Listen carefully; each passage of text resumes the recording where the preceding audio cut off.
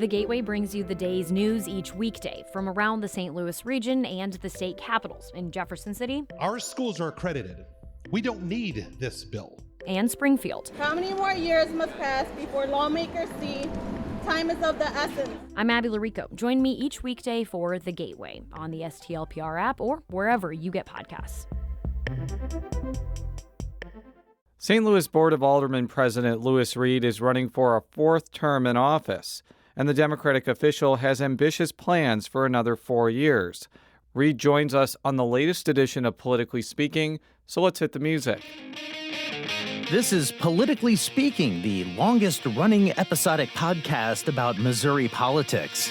It's a little complicated in Bolivar because there is a Parsons family there. But we also knew that it was important to make sure that we got to where we needed to go. You know, if you walk in a room and you're getting ready to make a decision and everybody in the room looks like you need to stop. And right now what happens in the United States Senate is as critical as anywhere else in the country. I really want the state to succeed. Well, we want everybody to know that we're all working together. I just worked hard to try to build my name where I didn't have the money.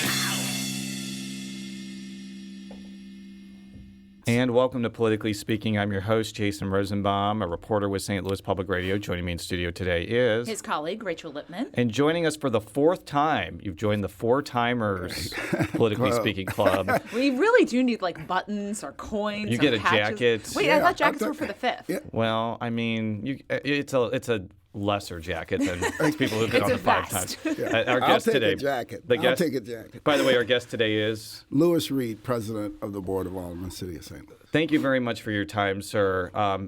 Why did you decide to run for a fourth term? That's going to be my first question to you. You know, I don't think it's any secret to anybody that there's still a lot that needs to be done in the city of St. Louis. I look around the city and I think about all of the people that have been impacted, due to violent crime in our city. The lack of jobs and opportunities for people, particularly people of color.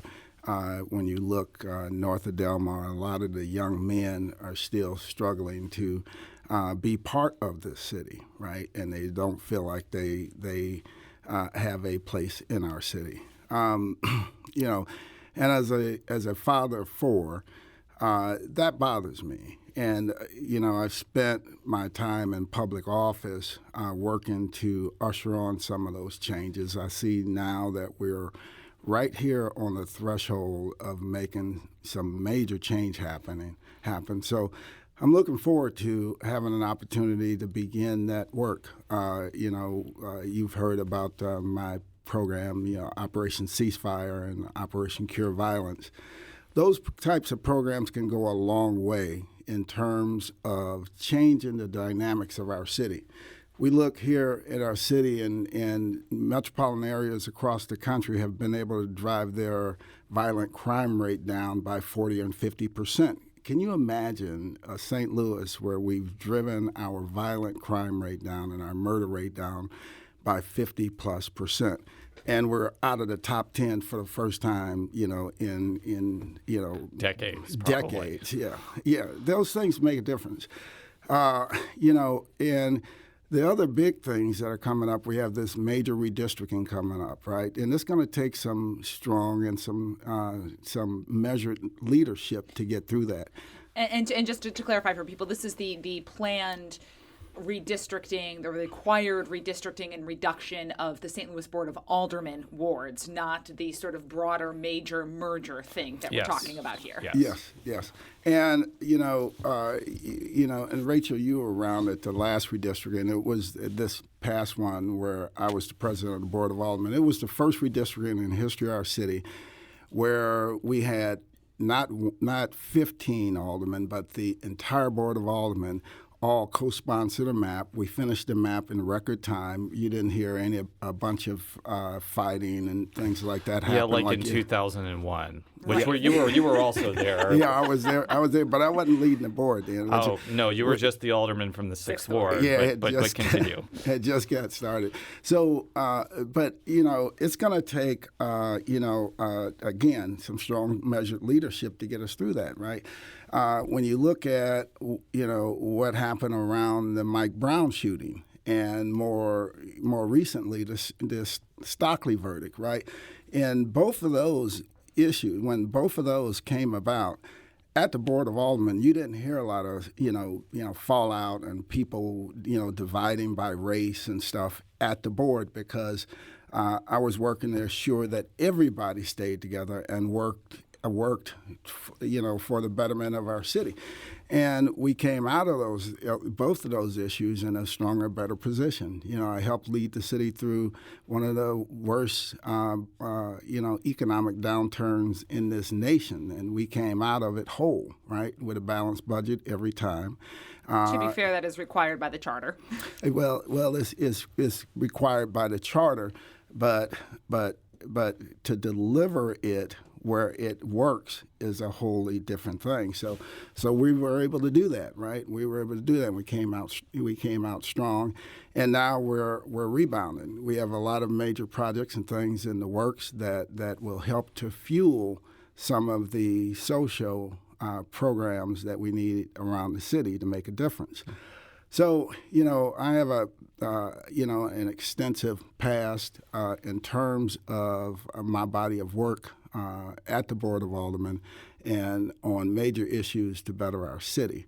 And we've laid the foundations for this next term to be able to see those things through to fruition. Is there a way where you look at the next 4 years and you say, I might use the powers that the Board of Aldermen president has a little bit differently in a fourth term? It's sort of weirdly both not very powerful in that the charter just basically says you preside over the Board of Aldermen and you make the committee assignments, but you are also a member of the Board of Estimate and Apportionment, which is sort of the budget overseer. And we'll talk about this later, but you do still have a position on the Special Administrative Board for this public schools oversight. So is there a way that you think you may use that differently in a fourth term than the previous 12 years? Yeah, it's not a point of using it differently, because we've leveraged every possible avenue or power of this office. This is why, I worked with the school district to bring the school system back to full accreditation. That was part of what I did, working with my appointee on the SAB board.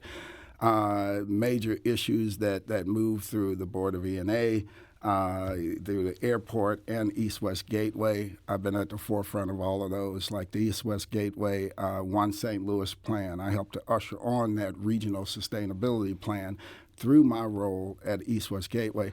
So we leveraged the powers of that office, of this office, to the nth degree. Now, change in government and changing the direction of a system isn't as easy as just going in and changing it, right?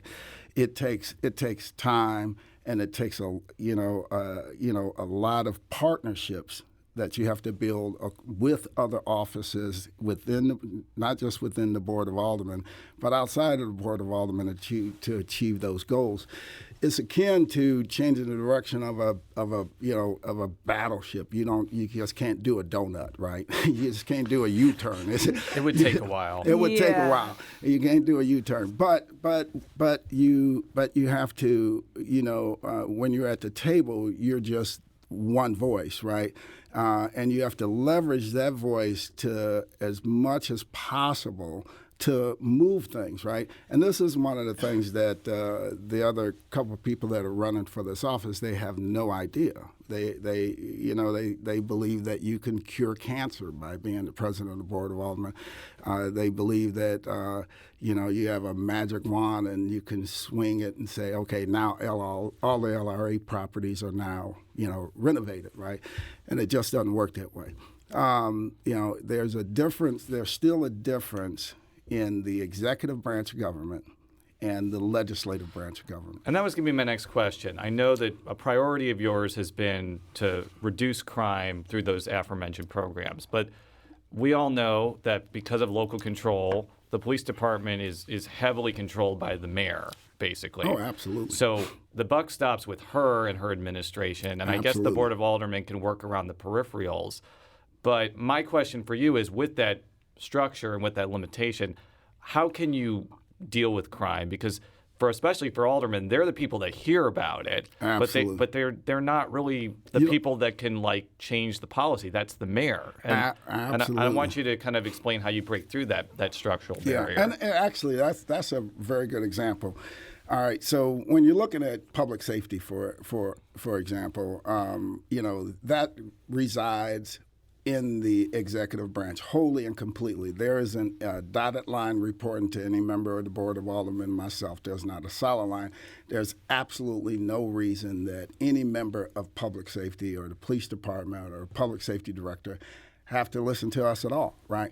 So that's why building those relationships and partnerships are just so key in terms of advancing some of these things. So when people hear that I've been working on this issue of Operation Ceasefire and Cure Violence for so many years, they say, well, why does it take so long? Because it takes that long to change a system. You just don't get it done. You all remember when the discussions of outsourcing and or selling the water department came up, right? Yes. And Rachel, I don't know if you remember, but going into the meeting, I was the only vote against it, right? But 200 people showed up that day, and it changed the vote. And that's why at the end of all of it, that deal fell through. And so even though I was going into it as one vote, when the people showed up and let their voices be heard, it began to change the dynamics. So when I look at advancing the issues of public safety and seeing how we usher on a major public safety plan, if it's ceasefire or cure violence or whatever, that's going to happen through the people engaging and demanding something different. That's why I've been visiting neighborhood organizations all across this city. They're now weighing in on it. Channel 5 sent reporters down to New Orleans to see their program. They came back enthused and saying, hey, we need to get this done. So it's taken root, right? And now that it's taken root, in this next term, I see us advancing that program. I see it coming into the city of St. Louis, and I see a city of St. Louis where we've driven our murder rate and our overall crime rate down 50+%, and we're on our way to a new St. Louis.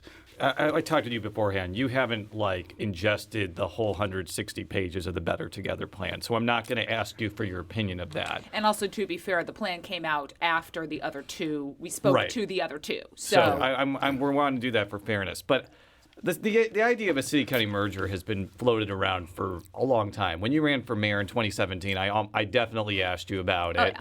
And I think that one of the big sources of controversy, not only among the political community, but everyday people, is that this is going to be voted on statewide and not just in the city and the county. So I'd like to get your opinion on that, because I think that there's certainly logical reasoning that the Better Together people are using to go statewide. They say it has to be done through a constitutional amendment, therefore it has to be done statewide. But for everyday people, there's kind of this visceral reaction that why is our governmental fate being decided by people that don't live here? So that's my wind-up. I'd like your opinion on that. Oh, yeah. And I completely agree. Can you imagine a situation where it fails in St. Louis City and St. Louis County but passes out state? Oh, absolutely. And that can actually happen. So people who have no vested interest in our community would be making our decision for us. I think that's a problem, right? But, and Jason and Rachel, you probably have heard my position on this stuff in the past. Yes. That why do we have to wait for Better Together to do some of the things that we will gain through Better Together? Some of the efficiencies. We can put cooperative agreements together today and join our forces with our police department, our crime labs, our health department, schools. We can begin to do those things today and gain those efficiencies and savings, today, right? So I think that we should have started that already, right? If I were sitting over in that executive branch and had the power to start that would have been one of the things I would have done. Why is that important? That's important because you have an opportunity then to show the public, right, that the world didn't end and that there were some benefits that were actually gained through the process. Short of that, you still, taking them into a dark room and telling them, just trust me and hold my hand. Yeah. And people are saying, well, wait a minute, what's in there? And I'm happy where I'm at. Why should I go in there? So I think that is a hard sell to people. And I have to ask this to you as an African-American elected official, because this is a huge source of discussion. I mean, under this plan, basically, there's going to be one jurisdiction that reverts from the city, which I guess is a plurality African-American population, maybe a slightly white voting population, but clearly African-American candidates can get elected citywide. There's only two white citywide officials right now. Mm-hmm. And then it reverts to elected citywide officials. Then it reverts to basically 60-ish, 40 white under this new jurisdiction for countywide offices. We talked with the Recorder of Deeds, Michael Butler, and he said that the African-American community is going to be really upset to see a slew of citywide officials who are African-American suddenly become appointed positions or disappear under this. So I guess it's a two-part question. Is that a concern for you? And two, do you think its setup is going to make it harder for candidates like you to win executive posts like mayor, assessor, or prosecutor or something? Government. In the mega government. I think that, it certainly isn't going to help African-American candidates to have to run, across the city and the county, right? But and on the other side, you have candidates like Charlie Dooley that were able to, transcend that, right? Transcend those natural barriers that divide us, right? And was able to get elected, right? But his reelection campaign. It collapsed once the labor unions abandoned him. Exactly, and therein lies the problem. So for an African American candidate, there will be reservation, and that reservation is grounded in years of history of unfair. Assessment of exactly who and what they are as candidates. So I can see that there will be reservation, and quite frankly, there should be some reservation to that. But then you also see, Wesley Bell, who's been able to transcend that. I want to ask, though, about what the best way, if you don't like the fact that it's a statewide vote, the options of combating it are not particularly great. There's this Board of Freeholders process. If you had been mayor, for example, you could have appointed the freeholders and had this local process. But, I mean, let's be really blunt here. I mean, Steve Stenger and Lyda Crewson are totally behind the Better Together plan. They are responsible for appointing most of the Board of Freeholders. They're going to appoint people most likely that are going to make sure there's no alternative plan, and Better Together's plan is probably going to be the only thing. And that's assuming the Board of Freeholders process even gets started. Which we don't know. Right. And then lots of ifs in here. It's possible the legislature could put something on the ballot saying it only goes into effect if the city and county vote for it. But I could see that running into a lot of opposition among people who are close to Rex Sinquefield or people that like this idea. So again, that's a long observation rather than a question. But if my question for you is, if you don't like this approach, is there any way to combat it other than just organizing to try to vote it down? Or to not get the signatures? I think you guys answered the question. Rachel, you saw me. This is what we do. Yeah. We're just reading your mind, basically. Yeah. What are the lottery numbers? Yeah.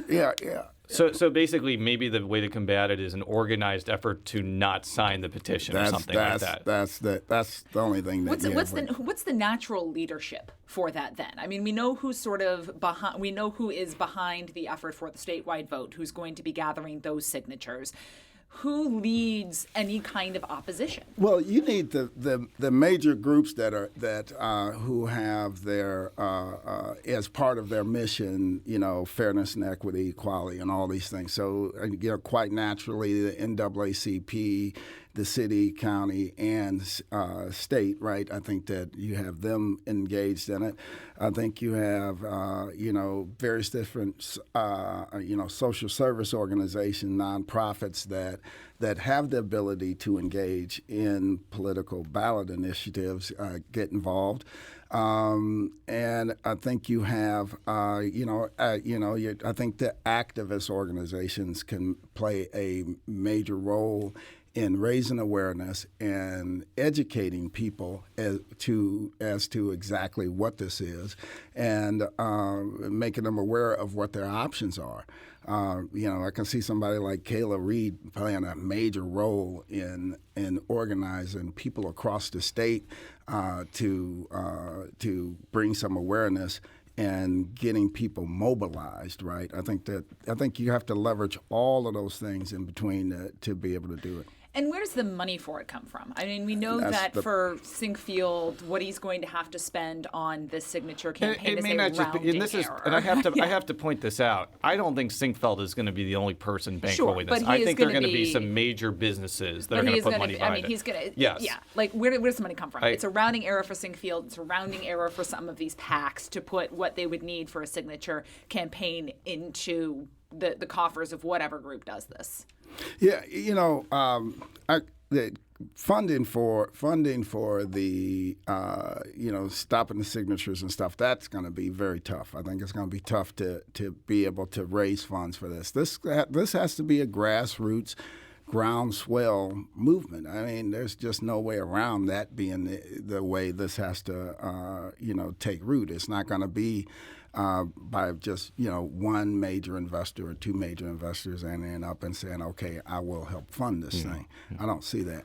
Yeah, so I want to shift to something that you can control, which is this airport quote-unquote privatization situation. Yeah. I think that's the shorthand used. I don't think we're actually selling the airport to a private entity. No. We're basically it's operations. We're basically exploring a private group running the airport, basically. Yeah, a lease agreement where it's like right now, the average person, including the people that are listening to this show today, could not tell you how the airport is run, or what involvement the city or anyone has into it, the city, the county, or anybody has into it. So what we're talking about here, as you pointed out, is not the sale of the airport. So for any of your listeners out there, anybody telling them that this is for the sale of the airport, they should really look at that group or person very skeptically, because that is not factual. But what it does, it sets up let me back up. I think it's important that people understand the backdrop, like why this is even possible. Sure. Airport funds are restricted funds, right? And I can ask both of you, but I'm sure how much we receive to our general fund on an annual basis from the airport. Like $7 million or something like that? That would be high. It's $4 million. Yeah, it's right. $6 million. Right about $6 million. Yeah, you guys are right there. So $6 million, and if we quadruple, let's say we increase the airport, the revenue coming in the airport by a factor of 10, then how much will we receive to our general fund? $60 million. What do you think? If you increase the revenue coming in by a factor of 10 from privatization. Not from privatization. It stays the same, I would have to think. It stays the same at the $6 million because of the way it's a restricted fund. It doesn't actually go into. Exactly right, and therein lies the problem. Airport funds are restricted funds. So if we do a fantastic job of expanding that airport or whatever, we would still get the $6 million a year. If we do a multiple of 100, we get $6 million a year. It doesn't matter, right? So Congress created this process to allow access to airport funds. But the problem, one of the bigger issues with it is they call it airport privatization. And, you react and I react, and I'm sure your listeners all reacted the same when you hear this thing, airport privatization. I said, well, that's not something I could ever be for. Yeah. Instantly, just hearing the name, right?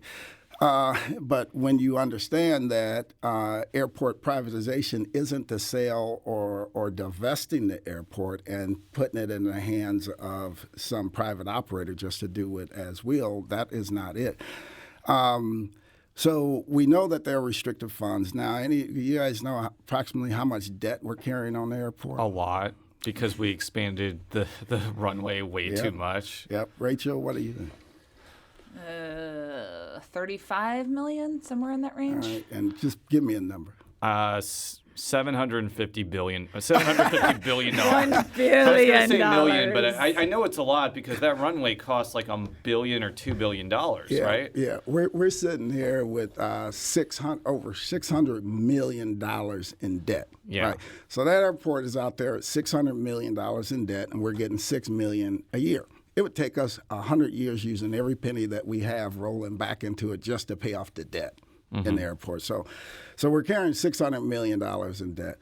That's affecting every last one of us as we sit here, right? Because that additional debt that we're carrying as a city is going through, it's affecting everything within our city.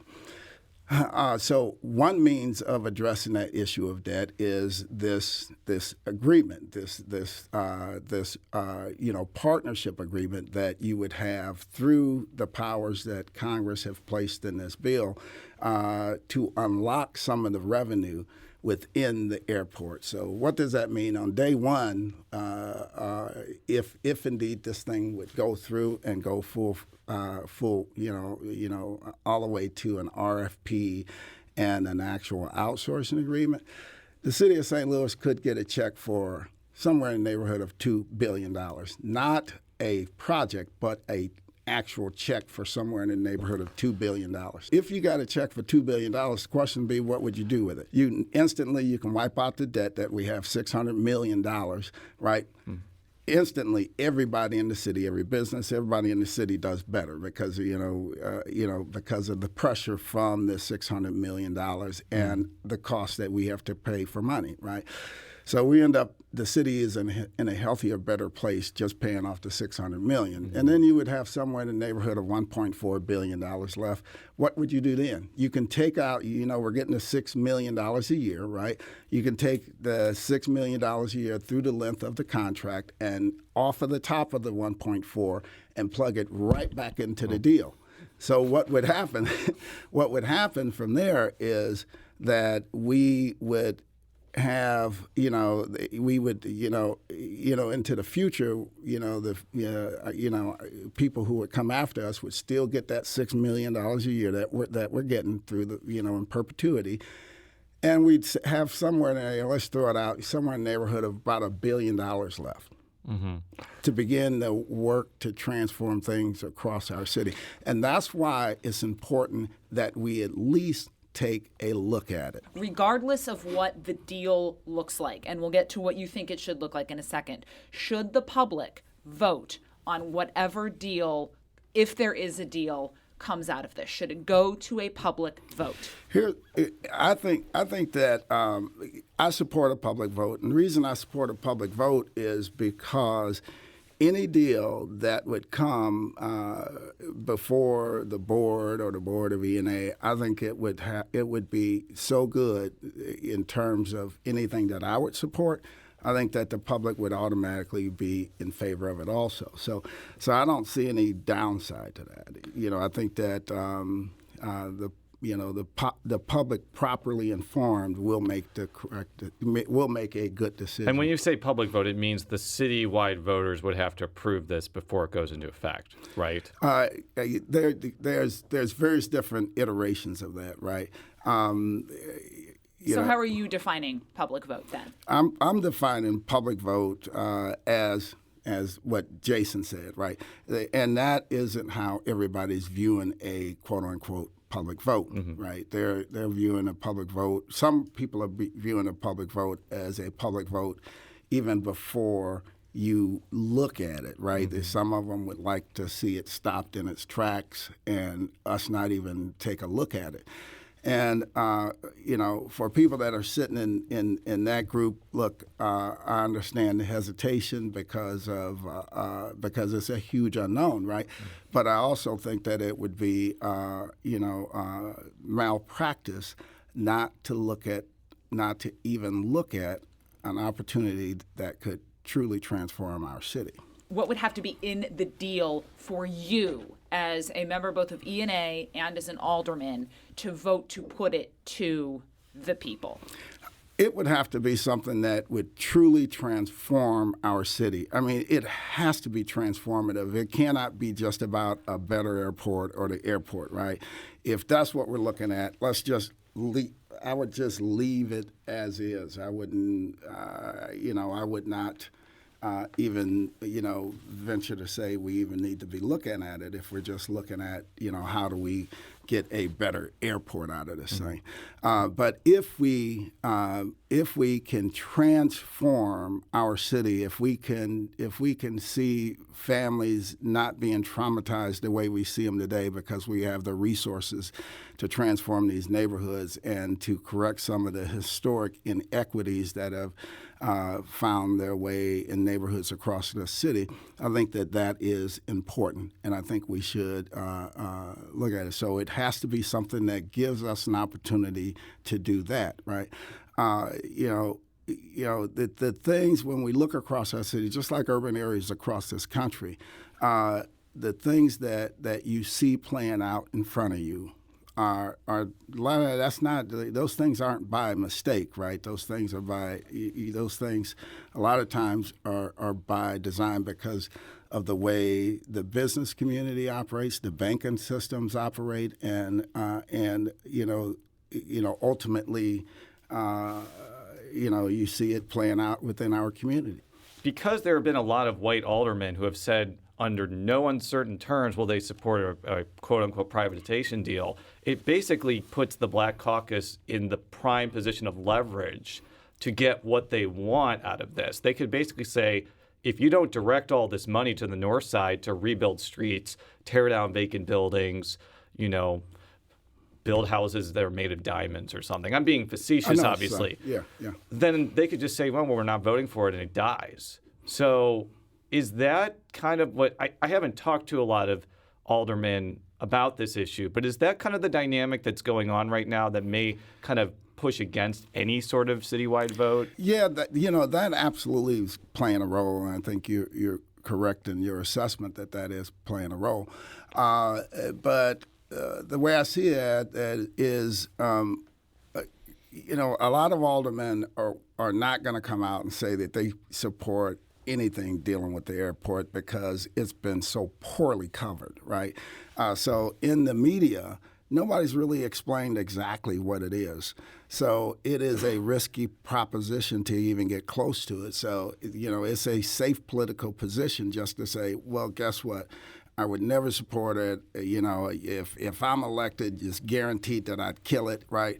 And anybody that truly understands exactly what it is, right, and that has attended the number of funerals that somebody like myself have, and that have had to comfort grieving parents, and all of these things that come out of the crime and stuff in our city, and that truly care about addressing the issues of homelessness and stuff like that, where we have absolutely no money to do so, right? And anybody that supports any of those issues should also have a major problem with any candidate that says, under no certain terms, I will work to kill an airport privatization deal, because that's where we would get the revenue to be able to address the issues of unemployment and mass unemployment. The city of St. Louis, I haven't looked at the unemployment numbers lately, but it has to be somewhere around 5% unemployment, right? But amongst young African-American males in the city of St. Louis, we're looking at a 20+% unemployment rate in some areas, right? So when you look at that, and because a lot of these kids fall not just unemployment, but they are in a world where they're not even, looking at any opportunities for future employment or even within that world. And that was going to be my next question. We're going to shift to education now. I understand that the Board of Aldermen and even the mayor doesn't have direct control over SLPS. But as Board of Aldermen president, you do appoint somebody to the Special Administrative Board. Yeah. You have been involved in the past, I guess, with campaigns to raise the property taxes for SLPS, along with a lot of people. So I want to get your sense, because we've asked all the other two candidates this too. What do you want to do to continue the trajectory of SLPS the way it's going? Because everyone is super happy that it's accredited now. That's a monumental accomplishment. But I still think there are parents who look like me, who are white, middle or upper middle class, that don't want to send their kids to SLPS for various reasons. Maybe it's a fear factor, or maybe they just aren't comfortable that the school is at a level where they could send their kids there. What are you going to do as Board of Aldermen president to help kind of reverse some of that apprehension? Because I'm sure you encounter it every day, basically. Yeah, the things that I've already done, right? I'm the only candidate in this race that has worked firsthand to get the school system reaccredited. I mean, and has worked diligently to do that. So I'm very proud of the fact that we all achieved that. Myself, other members of the executive branch and the governors, people who were involved, the superintendent, the SAB board, right, and the teachers, and also the students, right, and the administration. Everybody played a role in turning that system around. And I'm happy about the role that I played in bringing the school system back to full accreditation. Now, the next piece that we have to work on is just making that better, right? We have to just continuously improve. But now we have a good foundation to build on. The school system now is on sounder, financial footing than they've been in decades, right? So we have a good foundation to build on. It is a continuous work to get us there, but part of what we have to understand also is what's happening within the neighborhoods that the schools sit in and the environments that the kids are having to be exposed to because lack of investment and stuff in the areas in which they live is playing a major role too. So if you support a stronger, better school system, if you support safe and secure kids, you also would have to be open to looking at something like an airport privatization. You have to be open to looking at something like a soccer stadium because you cannot get there with an empty bucket of money. It takes resources to address these issues, and that's why in looking at a soccer stadium deal, it's about the kids and it's about better, safer communities and it's about investing within our city. And getting the economy started is the first part we need to do. I posed this question to the other two candidates, and with the full disclosure, the usual disclosure that my son uses special school district services. Do you think it would be a good idea for city voters to be able to decide whether the special school district, which serves children with developmental and physical disabilities, should be brought into SLPS? I think that the St. Louis public school system does a good job of providing those services within schools all across the system. You look at in St. Louis County, those services are essentially separate. So when you look at like our testing scores and all that stuff in the city of St. Louis. People need to understand that those testing scores and stuff also includes that district, right? Yeah. I think that it's important to assure that there is a a system where all of those kids are in together, and I think that helps the kids that do not need those special services, and I think it also helps the kids that need those special services to be exposed to each other and to be part of one school system. So you're kind of leery of that idea. Is that fair to say? Yeah, I'm kind of leery of that idea. I'd have to see, exactly, what are the things that they're hoping to achieve through that. I have not heard that or seen it. Mm-hmm. But off the top of my head, when I look at it, and having dealt firsthand with the school system and the special school, and the special, special education infrastructure at SLPS. Infrastructure at SLPS.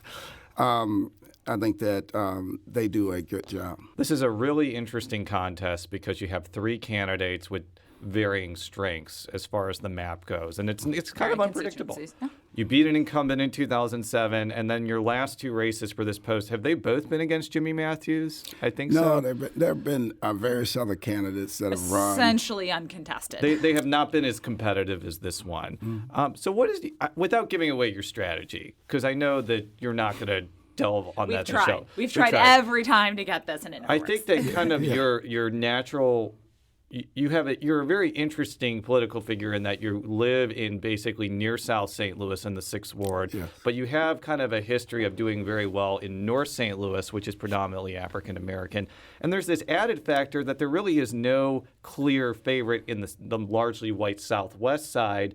And my understanding is you may get a lot of institutional support.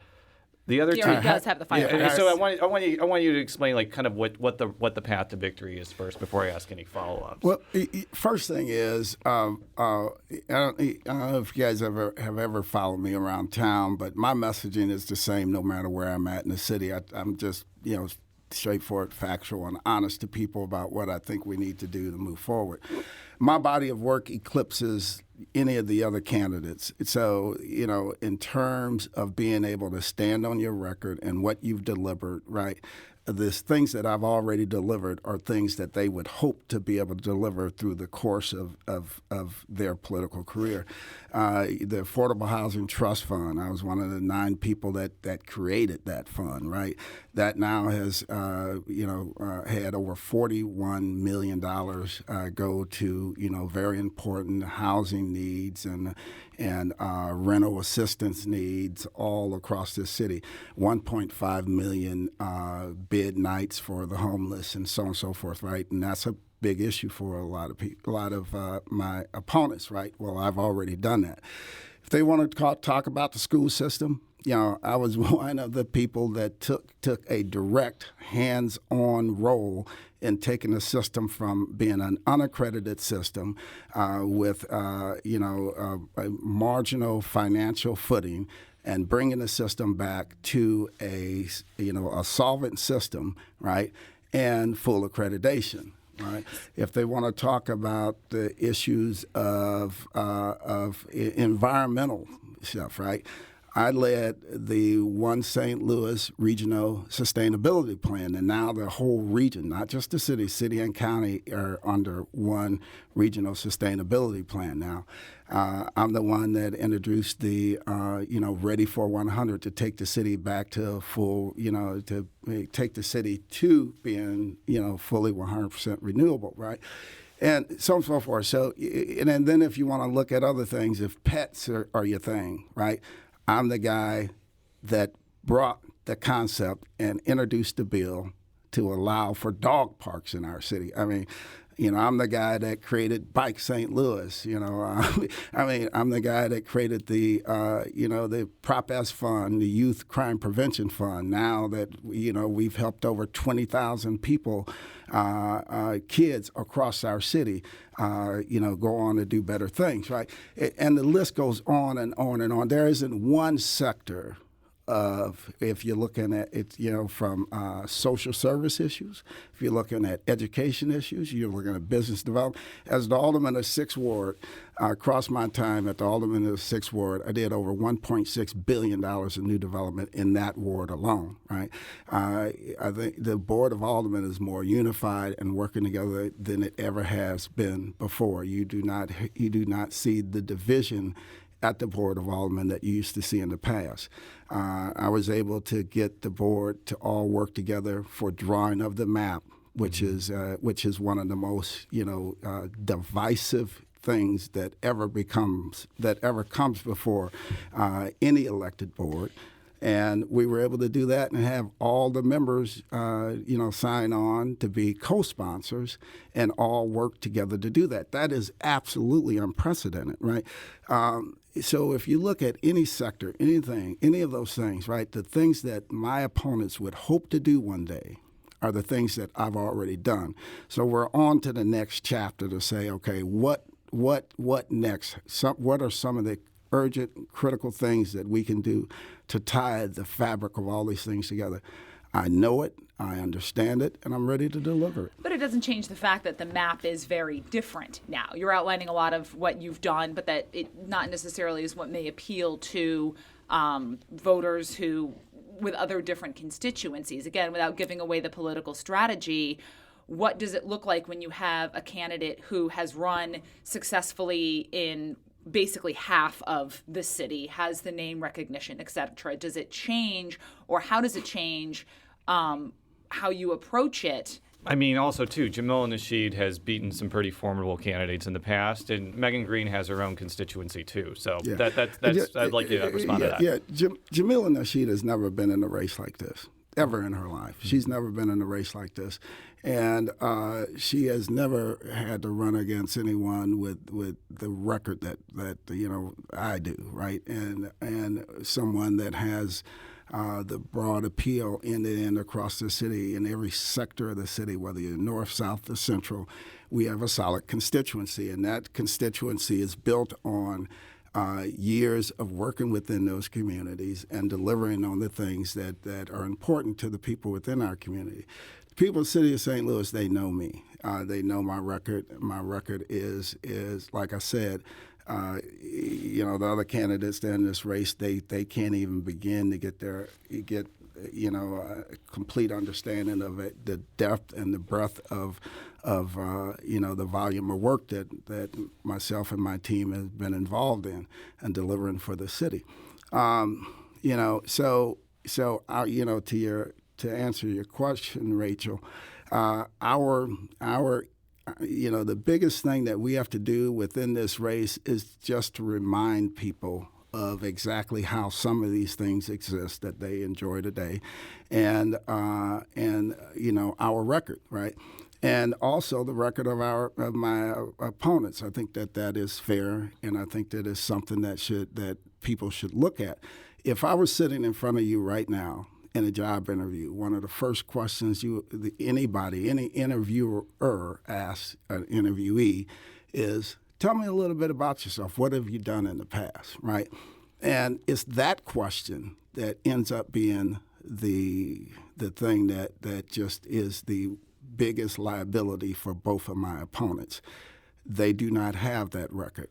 Megan Green in her own ward has not made the progress that other aldermen across the city have made. The fact that nearly none of her colleagues support her should tell you something about the way her ability to work with others, which is very important.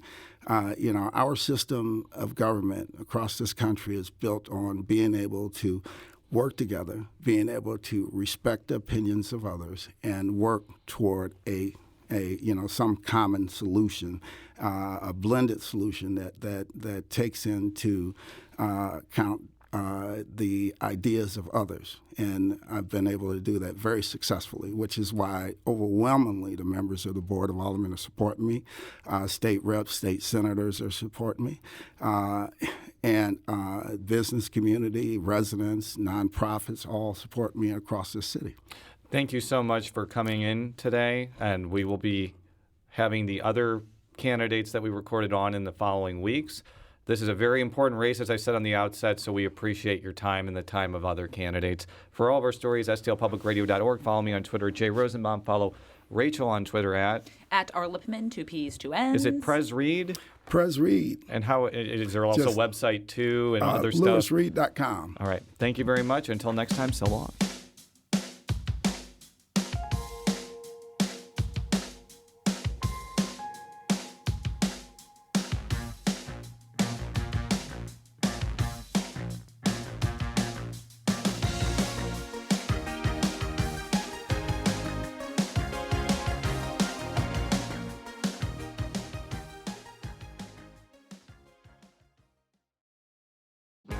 If you have a smart speaker, you have access to the entire world of NPR and St. Louis Public Radio.